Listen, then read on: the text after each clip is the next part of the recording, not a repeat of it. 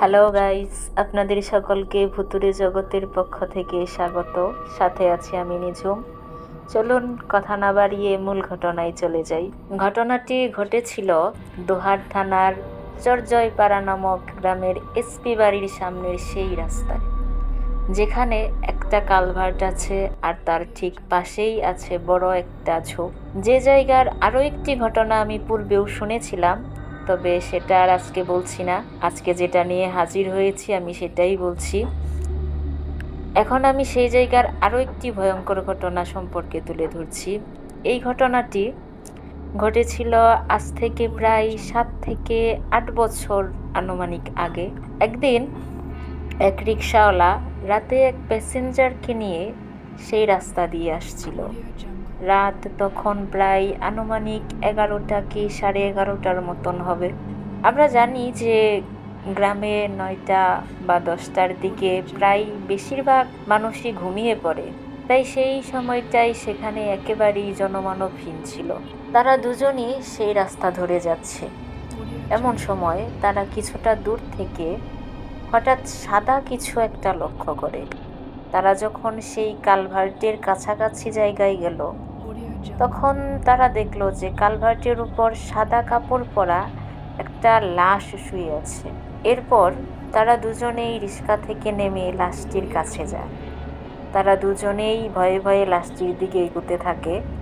তারা দুজনেই অবাক হয়ে গেল যে এত রাতে এইখানে একটা লাশ কে রেখে গেল। লোকটি রিক্সাওয়ালাকে বলল, হয়তো কেউ লাশটিকে এখানে ফেলে রেখে গেছে, চলো আমরা লাশটিকে নিয়ে দাফনের ব্যবস্থা করি। কিন্তু রিক্সাওয়ালা এতে আপত্তি জানালো। সে লোকটিকে বলল, আমাকে আমার ভাড়া দিয়ে দেন, আমি এইসব লাশ নিয়ে যেতে পারবো না। লোকটি তাকে বলল, ঠিক আছে, তোমাকে না হয় 100 টাকা বেশি দেব, তারপরও তুমি আমাকে সাহায্য করো। একথা শুনে রিক্সাওয়ালাটি একটু অন্যমনস্কভাবেও রাজি হলো লাশটি নিতে। তবে রিক্সাওয়ালা লোকটিকে শর্ত দেয় যে লাশটি আমি ধরতে পারবো না, আপনাকেই তুলতে হবে, আপনাকেই নিতে হবে। তো লোকটি বলল, ঠিক আছে ঠিক আছে, তাই হবে, তোমাকে ধরতে হবে না, আমি নিয়ে যাব।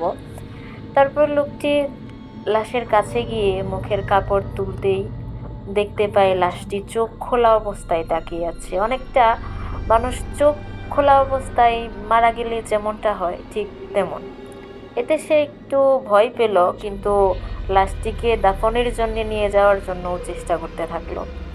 এরপর সে লাশটির গায়ের কাপড়ের আরও কিছু অংশ সরাতেই দেখতে পায় যে লাশটির শরীরের পশমগুলো বেশ বড় বড়, যা সাধারণ মানুষের থেকে অনেকটাই আলাদা। অর্থাৎ পশমগুলো ছিল ঠিক কিছুটা ভেড়ার শরীরের পশমের মতো। এটা দেখে লোকটি ভয়ে জোরে একটা চিৎকার দিয়ে সেখানে অজ্ঞান হয়ে যায়।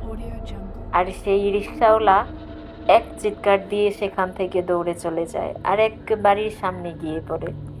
তার কথা শুনে লোকজন সেখানে যায়, কিন্তু অনেক খোঁজাখুঁজি করেও সেখানে আর কোনো লাশ পাওয়া যায়নি।